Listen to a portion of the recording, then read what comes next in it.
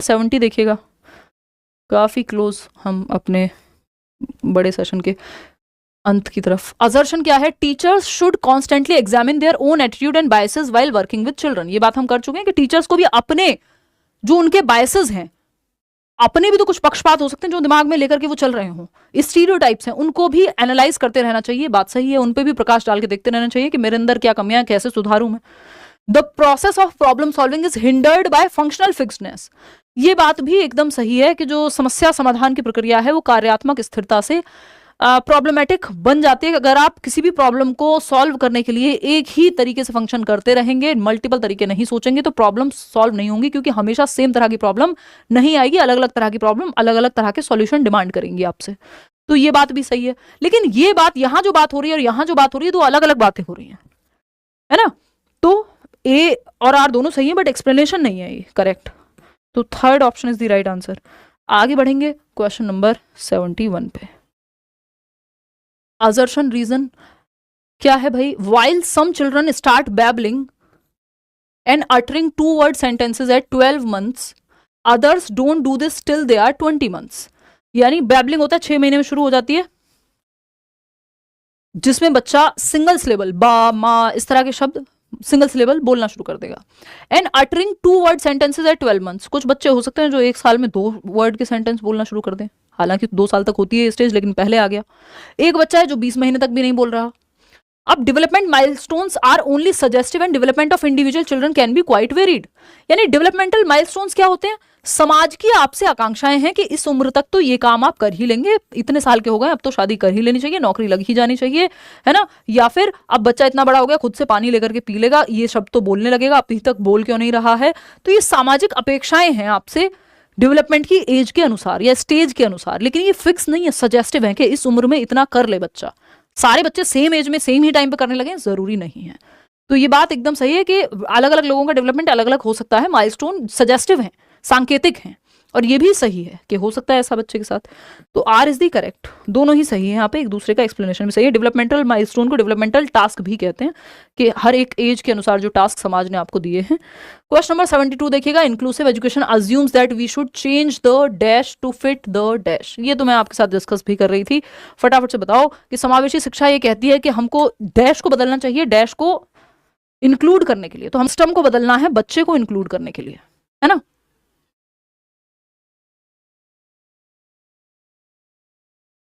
शबनम कह रहे हैं कि आप अच्छा बढ़ा रही हैं, बट अब नींद आ रही है जल्दी। हाँ, आपको सुबह हो सकता है जाना हो, तो अगर सुबह नहीं जाना है तो नींद को रोक लो, और अगर जाना है तो सो जाओ, कल पूरा कर लेना सेशन, बट अभी खत्म कर लोगे तो आसान रहेगा। Inclusive education assumes that we should change the system. बच्चे के लिए सिस्टम है, सिस्टम के लिए बच्चा नहीं है। ये बहुत पुराना है वो क्वेश्चन, लेकिन बहुत जरूरी है करना, ठीक। टू फिट द चाइल्ड, तो सिस्टम में परिवर्तन करो, बच्चे के लिए है, क्योंकि सिस्टम के लिए बच्चा नहीं है। एनवायरमेंट में चेंज करो, फैमिली वो सब तो है नहीं, और चाइल्ड में चेंज करो। चाइल्ड में कैसे? अगर एक बच्चा है जो चल नहीं सकता तो उसको चलना सिखा दोगे कल आप, जो व्हील चेयर पे आता है। तो चाइल्ड में नहीं, आपको सिस्टम में चेंज करना है, क्योंकि हर एक बच्चे को आपको इंक्लूड करना है। क्वेश्चन नंबर 73 देखिएगा। ये कहता है according to Lev Vygotsky's theory which of the following is a recommended approach in order to optimise students learning experience. Vygotsky के अनुसार आपको बेहतर अधिगम का माहौल देना है, तो कौन सा तरीका बेस्ट है? जहां बच्चे ग्रुप में सीख रहे होंगे वही best.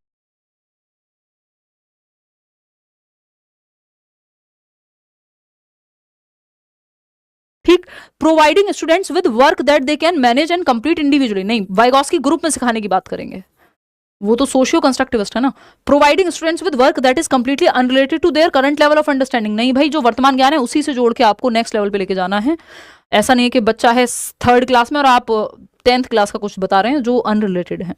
Providing students with work that is just beyond their current level of understanding with appropriate support and guidance. ये बात सही है कि छात्रों के वर्तमान स्तर पर आधारित उनको उचित समर्थन, यानी अगर वो आज इतना आता है तो इसी से हल्का सा आपको करंट लेवल में और जोड़ करके या हल्का सा चैलेंज दे करके सिखाना है, उसी लेवल के आसपास। कोई सपोर्ट नहीं देंगे, ये कहना गलत है। तो third option is the right answer. आगे बढ़ेंगे, क्वेश्चन नंबर 74 देखिएगा। ये कहता है preconceived generalisations about behaviour of various gender are called. Preconceived notions, preconceived generalisations, यानी पूर्व कल्पित सामान्यकरण, इस जाति के लोग ऐसे होते हैं, लड़कियां कमजोर हैं, या इस जेंडर के लोग ऐसे होते हैं, लड़के ऐसे होते हैं, लड़कियां ऐसी होती हैं, ये सब आपने देखा होगा। ये सब प्री कंसीव्ड जनरलाइजेशंस हैं मोस्ट ऑफ द केसेस में। कहीं कहीं बायोलॉजी की बातें ले आते हैं लोग बीच में, बट उसमें भी फिर बहुत सारी चीजें हैं, सोशल एस्पेक्ट का बहुत बड़ा रोल बहुत सभी जगह पे ऑलमोस्ट। तो प्री कंसीव्ड जनरलाइजेशन या प्री कंसीव्ड नोशन क्या है कि अपनी धारणाएं बना के जी रहे हैं हम सब, कि मान लीजिए किसी एक वर्ग को लेके, किसी जाति समूह, इस जगह के लोग ऐसे होते हैं, इस स्टेट के लोग ऐसे होते हैं, इस देश के लोग ऐसे होते हैं, ये क्या है, प्री कंसीव्ड जनरलाइजेशन है। जबकि जरूरी नहीं सारे लोग वहां वैसे ही हैं, या फिर ये एक धारणा है। ठीक, तो लोग तो अलग अलग ही होंगे, अलग अलग जगह की डाइवर्सिटी तो होगी।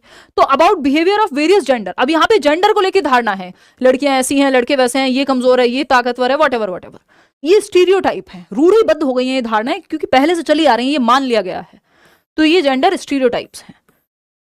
डिस्क्रिमिनेशन किसी के भी प्रति हो सकता है, लेकिन वो प्री कंसीव्ड जनरलाइजेशन हो, जरूरी नहीं है एक फीमेल भी मेल के प्रति डिस्क्रिमिनेशन कर सकते, वो डिपेंड करेगा। जेंडर आइडेंटिटी आप खुद को कैसे देखते हैं, टाइपिंग में आप जैसा समाज ने आपसे एक्सपेक्ट किया है वैसा आप अगर व्यवहार प्रदर्शित कर रहे हैं तो वो आप जेंडर टाइपिंग शो कर रहे हैं।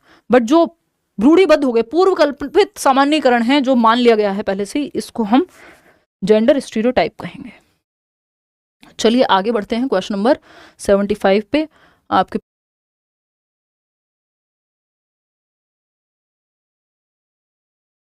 ठीक है, देखिएगा which of the following statement, देखिए बायसनेस और जो आपका ये है स्टीरियोटाइप, बायसनेस किसी भी तरफ आपका झुकाव हो सकता है, स्टीरियोटाइप है जो पहले से चला आ रहा हो, ये मुख्य डिफरेंस है दोनों के बीच में। ठीक है ना, हिंदी में भी क्वेश्चन को पढ़ाइए प्लीज, हिंदी मीडियम के स्टूडेंट हैं आपका क्लास, मुझे बहुत अच्छा लगता है। हाँ, हिंदी मीडियम ऑफ कोर्स मैं जानती हूँ, हिंदी मीडियम के ज़्यादा लोग हैं और उनको समस्या होती है इसलिए, और कुछ लोग तो वैसे वाले हैं बिल्कुल जिनको लगता है कि पेडागोजी को पेडागोजी क्यों बोल दिया, आप बोलो शिक्षण शास्त्र, है ना। तो वो एक समस्या मेरे साथ उन लोगों को आ सकती है, क्योंकि अब हर बार शिक्षण शास्त्र बोलना, मैं कोशिश फिर भी करूंगी, चलो आप कह रहे हो तो ठीक, कोशिश तो रहती ही है। वैसे मैं बाइलिंगुअल ही लेके चलती हूँ, बट हार्डकोर नहीं ऑफ कोर्स।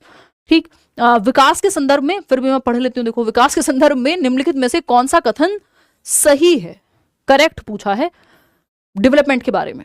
डिफरेंट एस्पेक्ट्स, 2 कदम आप बढ़ाइए, 2 कदम मैं बढ़ाऊंगी आपकी तरफ, तब बात बन जाएगी। Different aspects of development are independent to each other, यानी विकास के सभी पहलू जो है स्वतंत्र होते हैं एक दूसरे से। पहलू क्या है, विकास के 3 मुख्य प्रकार बताए थे शुरुआत में, physical, cognitive, social emotional, socio emotional कहते हैं, तो ये 3 हो जाते हैं। तो सब इंटर रिलेटेड है, इंडिपेंडेंट नहीं है। ऐसा नहीं है कि शरीर में चोट लगी है तो मन पे कोई प्रभाव नहीं पड़ेगा। Development is a discontinuous process, जब तक प्याजे नहीं लिखा तो हम क्यों माने भाई, स्टेजेस में तोड़ने की बात जब नहीं की गई, ये तो एक अंतहीन बहस है। नॉर्मल केस में कॉन्टिन्यूस मानना है डेवलपमेंट को।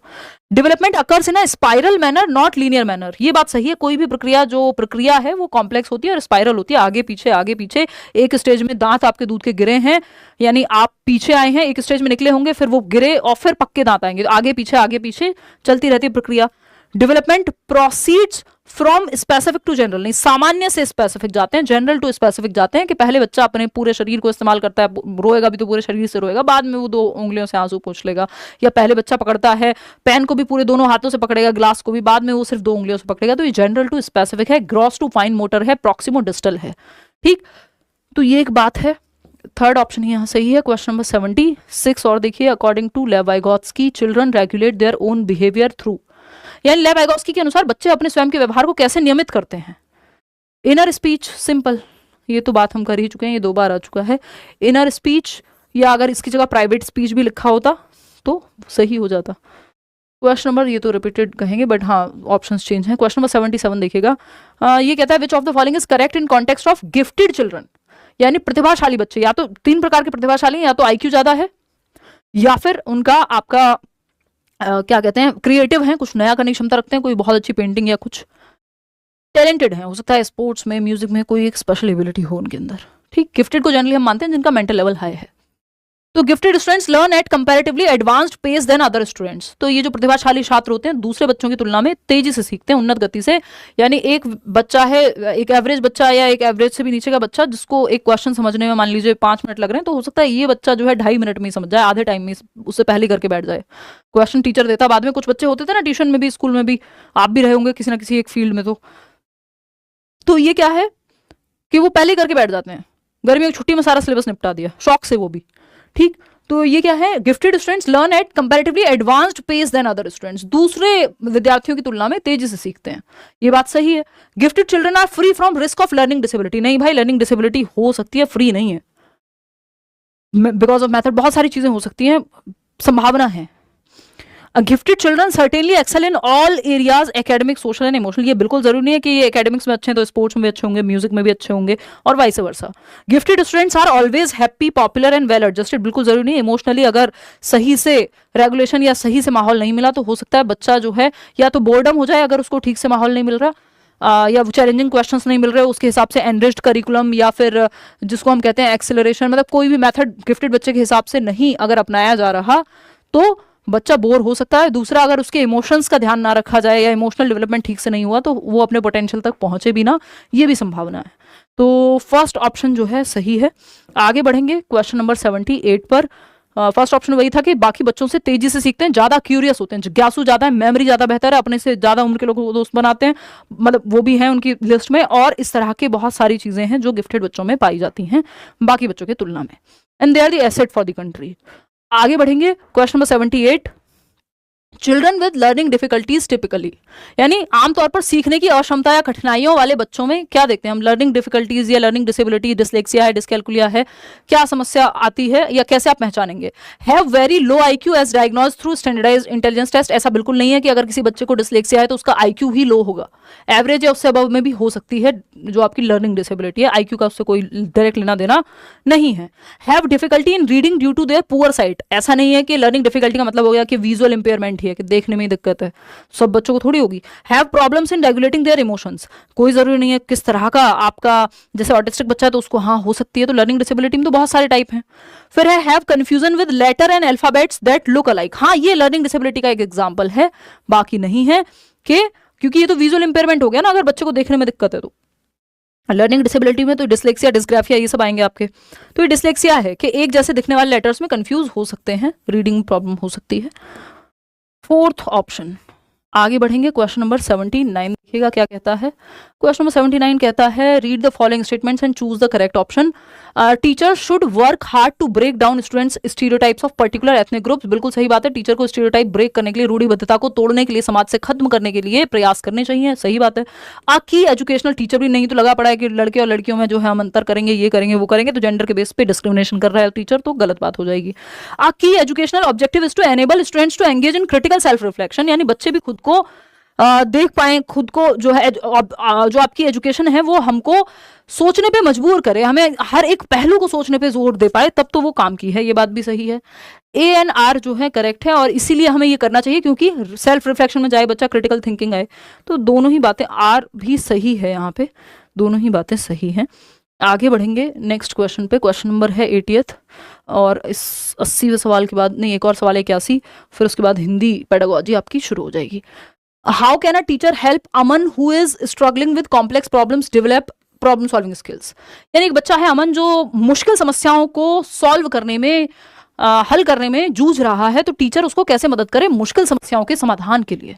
तो पहला है encourage him to brainstorm and generate ideas, brainstorming एक अच्छा तरीका है प्रॉब्लम सॉल्विंग का, क्रिएटिविटी का, कि बैठ करके टीचर या ग्रुप में बच्चे बैठ के विचार कर रहे हैं अलग अलग आइडियाज पे, तो ये अच्छा तरीका है प्रॉब्लम सॉल्विंग का, आइडियाज जनरेट कर रहे हैं। डिस्करेज हिम फ्रॉम एक्सपेरिमेंटिंग, अगर आप एक्सपेरिमेंट करने से ही हतोत्साहित कर दोगे तो फिर तो दुनिया में कुछ नया होगा ही नहीं, प्रॉब्लम सॉल्व ही नहीं होगी, क्योंकि कुछ नया करना नहीं है, कोई भी जोखिम, या जोखिम का मतलब है यहाँ एक्सपेरिमेंट, कुछ भी नया करके नहीं देखना है, तो फिर कैसे बात बनेगी भाई। Provide him with the answers, पहले से ही जवाब दे देंगे तो फिर कहाँ से नई समस्या का समाधान निकालेगा वो। Give up on the problem, कह दो अब नहीं हो पाएगा, छोड़ दो ये काम, तो फिर तो कोई रिसर्च दुनिया में कुछ ना हो, कोई कॉम्प्लेक्स सॉल्यूशन ना निकले। तो फर्स्ट ऑप्शन ही है कि आप ब्रेनस्टॉर्म करने के लिए कहेंगे, अलग अलग आइडियाज पे सोचने के लिए कहेंगे। ये है आज का CDP का लास्ट क्वेश्चन, क्वेश्चन नंबर 81। फटाफट से देखिएगा, which of the following set correctly mentions the characteristics on which students who are gifted typically differ from other students in the class, यानी वो बच्चे जो गिफ्टेड हैं, प्रतिभाशाली हैं, टैलेंटेड हैं, क्रिएटिव हैं, इंटेलेक्चुअली ब्राइट हैं, कुछ डिफरेंट हैं बाकी बच्चों से, उनमें रेंजुअली की माने तो वो कहते हैं ज्यादा हाई कमिटमेंट, हाई क्रिएटिविटी और हाई आपका होता है एक एबिलिटी, ACC कहती हूं मैं, हाई एबिलिटी यानी क्षमता ज्यादा है दूसरे बच्चों से बाकी किसी काम को करने में, हाई कमिटमेंट दृढ़ता है, अगर जब तक तोड़ेंगे नहीं तब तक छोड़ेंगे नहीं, और क्रिएटिविटी, हाई क्रिएटिविटी मतलब कुछ नया करने की क्षमता है जिनके अंदर। ये भी एक क्रिएटिविटी का, सॉरी, गिफ्टेडनेस का पैमाना है रेंजोली के अकॉर्डिंग, 3 रिंग मॉडल कहते हैं इसको। ठीक, अब आपको यहाँ पहचानना है कि गिफ्टेड बच्चे के लक्षण पहचानने हैं, फटाफट से ऑप्शन में देखिए।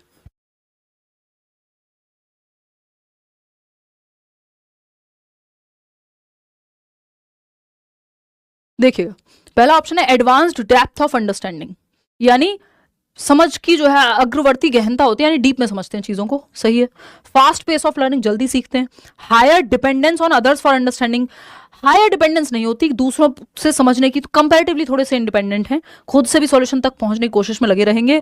रैपिड फिजिकल डेवलपमेंट, अब ये भी कोई जरूरी नहीं है कि शारीरिक विकास बहुत तेजी से ही हो, तो हम यहाँ कहेंगे कि ए और बी जो है वो सही है।